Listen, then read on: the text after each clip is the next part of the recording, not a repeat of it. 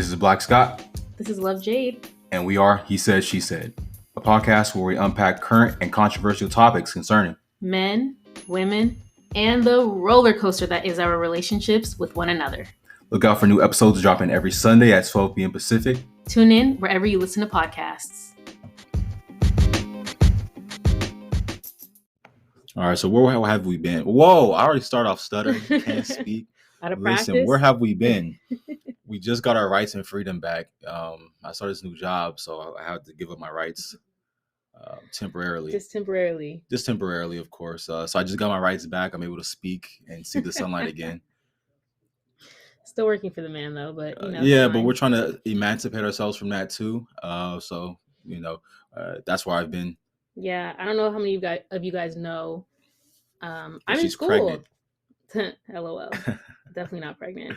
I try to run the views up. We need something to put in the thumbnail. I should have let it rock for a little bit. Before I said just kidding. Let the nosy people really take them down a rabbit hole, right? Anyway. But, maybe soon. Hey, who knows? Who knows what 2022 has? It's a new year. Hey, stay tuned for later episodes. Stay tuned. There might be some details that the people want to know. I mean, if it were to happen, it would be immaculate because I have no current, I mean, isn't that how women want it anyways? I mean, they all hate men. Potential father for any child. They just want to have immaculate conception anyway. God, just give me something. I don't. Who wants to raise a baby with, on your own? Some women do it. Hey, but personally, I would prefer someone I can hand the baby off to when I'm tired. Right. When I don't want to deal with it, it's like, all right, time hand them off to. Time to go ahead and have you and daddy not time. Off to me. Oh yeah, uncle time. See, there you go. No. So you're saying, I'm glad you volunteered. So if I do end up pregnant this year, if we reveal that in later episodes, then you're volunteering right now to go ahead and babysit. So people ask me, why do you want to clone yourself? This is why.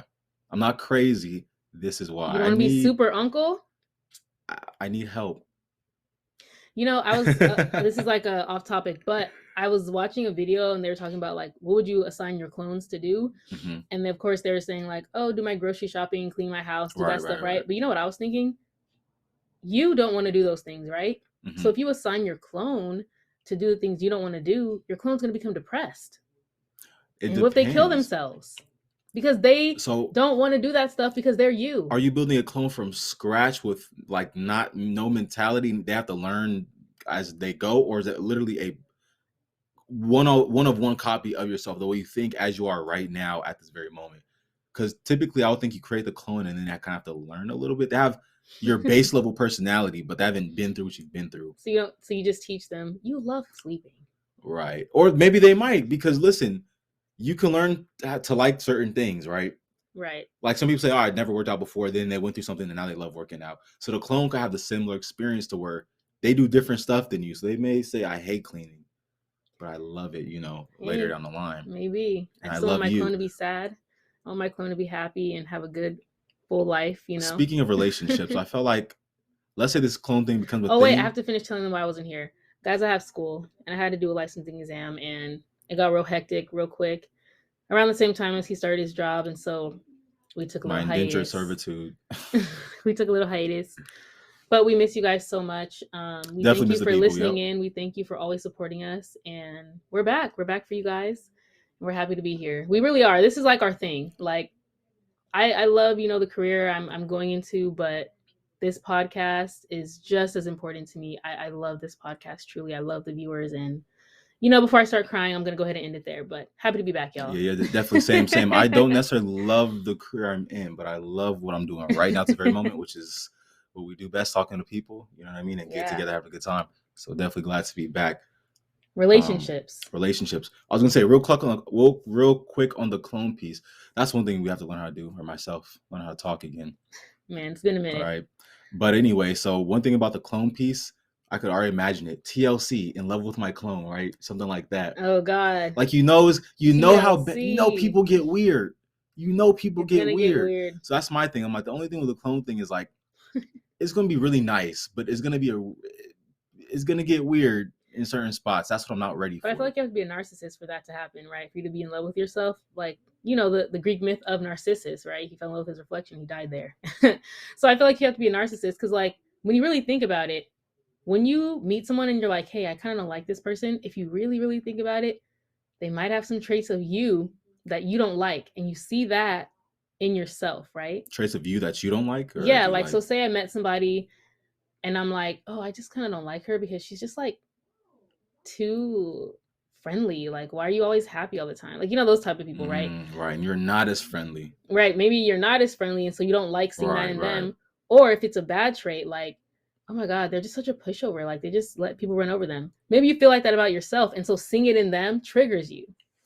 You get me? So you can have a love and hate. So what if you relationship hate with a your clone? Yeah. I mean, listen, it's all about communication, right? So what you can do is just communicate to clone. Just don't do that. Even with your clone, it's don't about let them run communication. over you, right? Mm-hmm. Almost like how you talk to yourself and to yourself when you're just, I don't know, driving your car. Somebody said, "No, I can't let that happen again," or I can't go out like that. You're just actually talking to a real person, or really yourself. But my thing is, what if they don't take the advice? Because again, let's say you're at work and your clone's doing the house things that you like to do, and they even answer the phone. Let's say your mom calls. Let's say you don't like talking to your mom, so you're cool with them doing that too. They're gonna start taking over your life.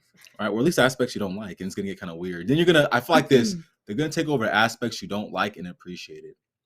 Yeah. And you're gonna feel like you're losing out. Just like let's say you're with a guy or girl, and you didn't appreciate them, and then they get ready to leave. You're like, no, I actually do appreciate all those things you've done for me. Yeah. Now that it's getting ready to leave my life.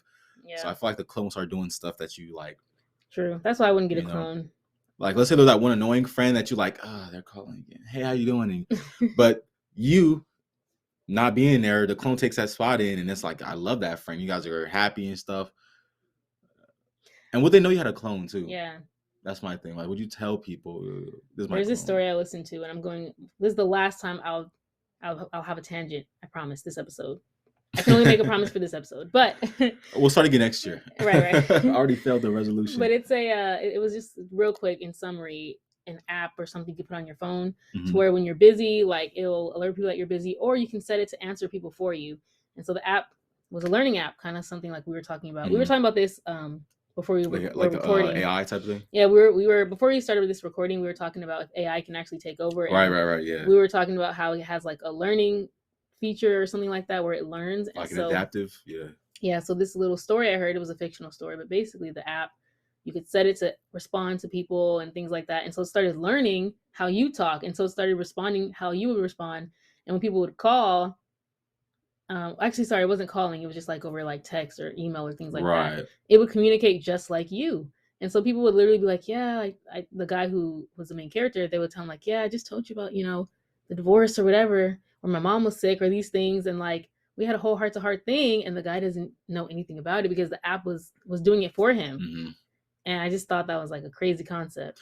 Taking over your whole life. Is like crazy because it might further isolate you from people. Yeah. Think about like social media. It kind of is a good way to interact with people without having to call or text or get personal. So it makes you almost less personal. Yeah. So this clone is doing things, it's probably making it less personal.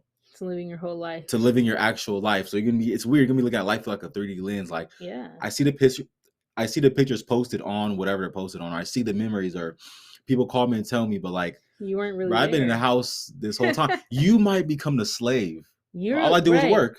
You'll become the slave, and they'll be the real you, and you'll be the quote unquote clone. Or all I do is have fun. I don't really work or do anything hard. They go to the gym. They do the hard work. Then you lose meaning in your life.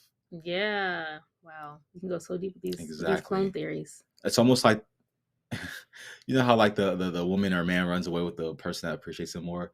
They're gonna run away with the clone. You're gonna be sitting there. I lost everything. I lost my friends, my mom, my relationship to the clone. To me. Then you loved your clone. Now you hate your clone. You're gonna try to kill your clone. And this is why your doppelganger can never enter your dimension or specific reality, because it won't work. Yeah, and then you try to kill the clone. The people who like the clone are not gonna like you. You're the monster. Right. They might even think you're the clone now. At this point, they don't know who to believe. Exactly. We believe the guy who's been cool to us and good to us. Like the Spider-Man thing. The Spider-Man. Yeah, we're all pointing fingers at yeah. Yeah, so that's not a good idea. All right, let's go ahead and close that clone theory. Yeah, we can talk about this forever. Well, one thing I do want to open up. Yeah, we can get weird for a long time. You said relationships earlier. Relationships. One thing I do want to open up is this piece here. I feel like I still have a working theory or title for it. But I think relationships is like a club or some type of organized thing or a gang. I don't know, something like that, to where like there's people who, like, let's say you've been in a gang for a long time, you become very distrusting, you become very like look over your shoulder, very edgy, right? Even if you have a guy or girl who's like, oh man, this person's my brother is willing to die for me. This man has never told or snitched on me nothing, right? We've seen the movies in the gangs where you've been in the gang for a long time, you get cold-hearted, and people do things to like their own kin, their own brother who never crossed them over, but you start getting real paranoid, right? I feel like relationships can be like that, depending on how you operate, to where if you've been in relationships for the relationship field for a long time, and you've been in a lot of bad or just kind of shaky relationships, you get that callous, that cold-hearted, jaded nature, to where you could meet a great person, like the purest person that has everything checked off on the box, and then you look, I mean, they check off all the boxes, but that might be a red flag, right? Got to be something wrong. Too good to be I true. don't know. Too good to be true. Let's go and sabotage it or something in advance to see if they really love me. And then you sabotage it and they get out of here because you're a crazy person. Yeah, you know, I think there's something to be said for that. I definitely think you can become jaded, you know, being in the dating world for a long time. But I think you are in control of whether you become jaded or not. And you can be intentional about saying, hey, yeah, I had some bad experiences, but I'm not going to let it affect my future experiences. I'm going to do the work, whatever that is, to, you know, put the past to rest, make peace with it, and move forward. There's some things you should learn, right? Like, I think for me, I was kind of naive when I first entered the dating game. And so I had to kind of learn how to protect my heart and things like that. But I never wanted to be closed off to where if a good thing came around, I was, I don't want my heart to be that closed off.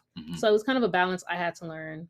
And in some ways, I'm still learning, you know, I don't want to ever be too closed off, but I don't want to be too open and get my heart broken because I wasn't smart, you know, about how I went about dating. Right. I think of it like almost like when you discover, I don't know, candy or a food for the first time. You may go a little crazy on it. You don't know what you're doing, but then, you know, bad things happen. You get fat or something. But then you're like, let me try to figure out how to control my obsession or my interest in this food, because I can still enjoy it. You don't want to miss out on this great cheesecake here at this restaurant because you said, well, I messed up the first time, so no food, no fats, no candies. We may miss out on something that's actually pretty decent, right? And so I feel like, I don't know if that analogy works, but I feel like you got to be real smart about how you operate. It's not always easy because, like the candy thing, stuff is tantalizing. Or even food in general. Like there are tantalizing foods to where it makes you want to go back on the food. Like, well, I'm getting kind of hungry. Let me just, like, we're trying to diet, right? First, you weren't dieting, bad foods, bad health. Now you're like, forget all that. I'm going like salad and salads all day. But that's not real realistic, right? So then you're like, oh, these chips are here. I don't feel like making a salad, so let me just sneak off on the chips. Then you end up in the same place. So it's like, you probably should say, let me figure out how to actually make a diet that works for me. Don't listen to his diet, her diet. I mean, you could take it with a grain of salt, but don't take into account like this how I should live my life or eat or, you know, relationships for this example. I think you should make it like, let me see what works for me. So do I even like salads? Or I might be more of like the vegetables and chicken person, chicken, rice, and vegetables, whatever the case may be. Or I'm the type of person, my body, you know, I can kind of get away with a little bit. So I want to make a diet that I have dessert every night because of that reason. So I feel like it's all about, maybe that became confusing, but really you have to literally figure out what works for you. I remember I was watching this video, Will Smith said, really when it comes to advice, it's tricky because no one can really give you advice on you. Nobody knows you more than you.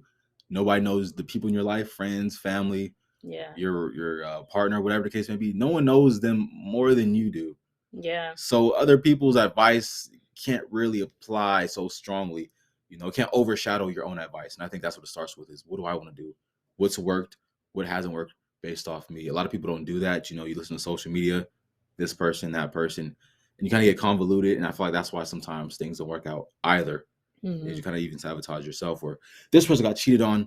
You've never been cheated on, but this person, all my friends did. So maybe, well, that's them. They had a whole different life. They operated differently. I don't know the nature of the relationship. You always have to figure out what works for you and take advice with a grain of salt, because I've been there many times, like where I'm dating someone and I'm trying to figure out like how I want to respond to a certain situation. And, you know, you have family members that'll be like, well, you know, you got to do you and you got to do what's best for you and blah, blah, blah. Right. Single auntie. And then you, right, you kind of have like that type of, you know, character, I guess I would say. And then you can have someone else who's telling you, you know, you got to make it work. You know, you can make it work out. You just have to be flexible. You have to compromise. And that could be damaging too, depending on the relationship, right? Like, I mean, if I'm in some type of abusive relationship, whether it be physical or verbal, or whatever, and you're telling me I got to work it out, you've compromised enough, right? Yeah, there's nothing to work out. Maybe you should be more right. self-focused. But on the flip side, and I think this is the side I tend to struggle with more, is the yeah, well, you know, you got to do what's best for you. You're an independent woman, blah, blah, blah. I feel like I tend to fall victim to that type of advice because I am more naturally like I want to make it work person. I am more naturally a, you know, let's just, you know, I guess I'm just chill. I don't get very upset easily about little things. Yeah, exactly. I'm very diplomatic. So I tend to fall into that. And so when people hit me with that, look out for yourself type of advice, I'm like, well, maybe I'm, you know, not considering myself enough. Maybe I'm doing the wrong thing. You know, maybe I should be thinking about me more. And that has gotten me into trouble because I just don't, because the situation I was in didn't call for that, you know, but because I had that insecurity of like, oh, I'm being too nice, I'm being too much of a pushover, you know, it caused me to kind of fall into that type of advice. So yeah, I think you have to figure out what works for you, know who you are, and know your situation and move based off of that. At some point you have to kind of get off of, you know, get off of the titty, as they say, and kind of stand on your own 2 feet. What do you think is best? And hey, you know what? If you're wrong, you'll figure that out and you'll know what to do for next time. But you can't be afraid, especially in the area of love, to figure out what works for you and to take risks based on what you think is right. I feel like it's something about, going to your point, it's something about making my own mistake versus doing something that someone told me to do and it falling apart. Yeah. Even though I guess whatever outcome it was destined to not go well, I don't learn anything besides don't listen to them when I listen to them and it goes wrong. Yeah. But if I listen to myself, I learn more in my failure than I do listen to someone else. Like, well, maybe I should have done X, Y, Z, because you have more of an intimate knowledge of your advice, what you did, all of that, versus I just took this person's advice. I don't know where they came from with it. I don't know their lives too much or intimate relationships. I applied it to my situation and it fell apart. I don't know why. Yeah. I just know it fell apart and their advice is dumb. It don't work. But you know exactly what happened as it applies to you, them, everything. You have more of a well-rounded opinion on that. So I think it's definitely, you got to really, I learned that even this year, you got to really tune in with yourself, because that's really what the answers are. Yeah, I agree.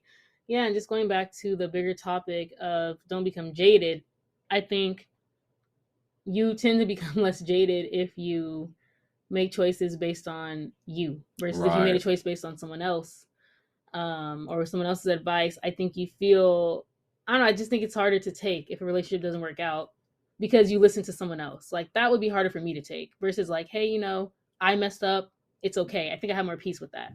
Versus, oh, I lost a good relationship because of somebody else. You know what I mean? That would make me mad. That would piss me off. So I even think about on the level of this to where there's many things we've tried and failed at, whether it's music, learning how to cook something. What do? We kept trying until we perfected the recipe, the song, you passed the test, you kept studying, whatever it is. Versus if someone gave you a recipe and it didn't work out, you probably just ditched the recipe, or you might just ditch cooking altogether. Someone forces you to do something, or gives you advice or something that doesn't work. But if you're doing something yourself, it's going to take a while for you to master, but eventually get down. It's like, well, yeah, I'm cool now. Yeah, that's facts. So I think relationships can be applied the same way. Like, let it be your own thing. And you can have advice, but you got to take that again with a grain of salt. Yeah. Let me ask you this. Do you feel like you've elevated, like, throughout your dating years? So starting from, when you first started dating to now, do you feel like you've elevated based on what you've learned? Yes, I have not gotten left at the bus stop since, right? And any guys who are confused about that statement, go back to, I don't know what podcast it was. I forgot the episode, but it was one of our episodes where we talked about. There's somewhere. It was Valentine's Day theory, wasn't it? It was. So yeah, almost a year ago today. Almost a year ago today. Wow. That episode. Go back to Valentine's Day's theory. I'll tell you how I got left at the bus stop. But yeah, safe to say, I think having got left at the bus stop, then things have been going generally well, even in the failures. Meaning this, it wasn't a colossal failure. We didn't lose the war. Yeah. Like I did back then, and lose every battle. I lost a couple battles, won the war, right? Type of thing. So I try to think about it like that, where even in my failures, it's not like the whole plan is completely falling apart. Yeah. I think that's how I view dating. And I think that is a way that I learned it after my first major relationship ended. Right. And I think it's a mindset that I just learned through my research, and I think it's a good one. It's just to see every relationship as more so a lesson, not a failure. You know, things don't work out for different reasons, between you and another person, but you can always learn and grow. And I personally feel like ever since that first relationship, that first breakup, I've elevated. Like I've never had the same issues again, you know. How do I explain this? Like every relationship that has failed, I've learned something, and then I never had that issue again with the future relationships. Yeah, that's how I would explain it. And so within myself, number one, I've learned things about myself that I did wrong, and I never made those mistakes again. And the second part of that is in who I dated. I never dated, like if I figured out, hey, I didn't like X, Y, or Z about this person, I never dealt with X, Y, or Z again. So one example of that. Without a car, well, I'll never do that again. So on a real simple level, it gets more complex than that, but on a simple level. Yeah, like whatever you found out that you didn't like. I once upon a time dated a guy who I felt was not focused on really wanting to be in a relationship. I don't think he knew how to be in a relationship. I think, he cared for me and he did his best, but I don't think he knew or was willing to put in the effort that a relationship takes. So never again did I date anyone who wasn't ready. I dated people who said and expressed to me that they desired a relationship. And I asked them like, hey, what does that look like to you or mean to you? And I got my answer. And, I never dated anyone who was at that level of maturity again. You just learn as you grow. You learn as you go. I think it's really the human learning process. You got to adapt, right? So when you first learn anything, you're going to suck at it or maybe have some failures, but you kind of learn how to get good at it and adjust as you go. And I don't think you'll ever really know without experiencing it. Some things you learn from other people, but I think for the most part, you'll never learn what you don't like until you experience what you don't like. Yeah. So that's the beauty of dating, even though it can suck, to have things not work out. The beauty in it is that you learn. You really do. And I think honestly, it's funny because you think about everything that takes learning. People put that in your mind before. So, hey, I want to learn an instrument. Well, it's going to be a little difficult. You're going to have to learn and practice and blah, blah, blah, right? The way relationships are projected, it's like love at first sight, perfection. Yeah. No work's put in, no discovery, no self-actualization, no, like you said, figuring out what you want in a person and kind of adjusting to different relationships and doing better.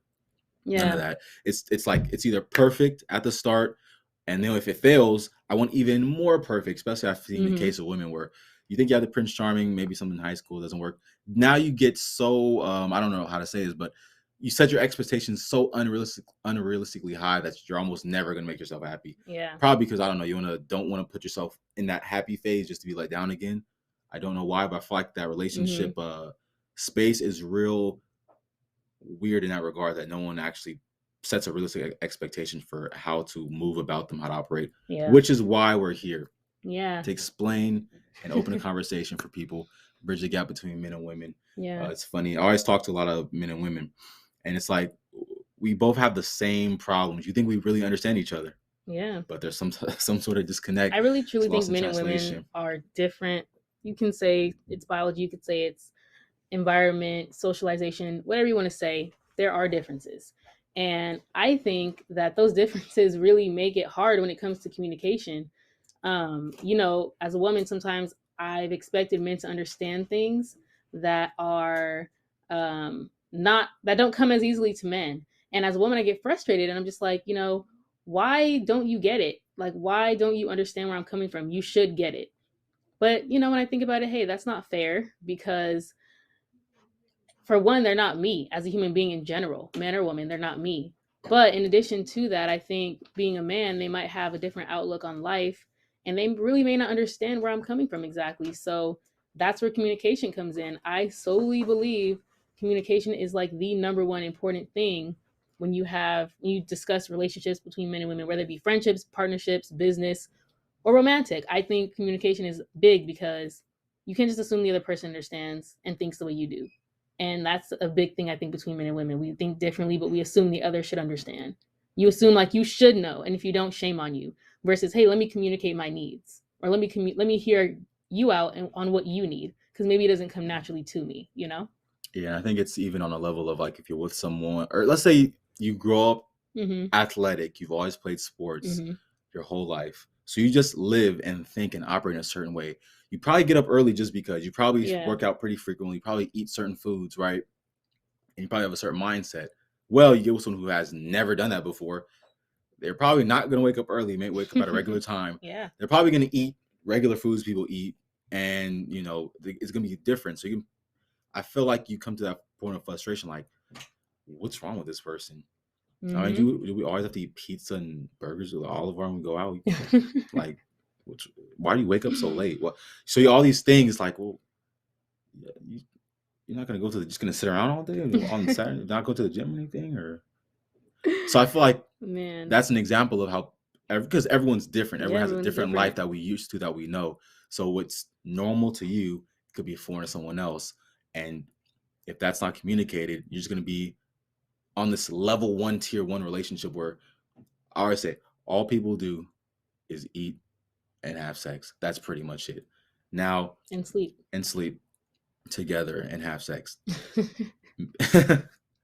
But I feel like that's like level 1, which is cool because when you're first meeting, it's not going to go super deep and all that. But at some point, you have to try to go and try to make a conscious effort to understand the person you're with, to even see if it works out. Because after a while, that's going to fizzle out, or that's not going to be enough.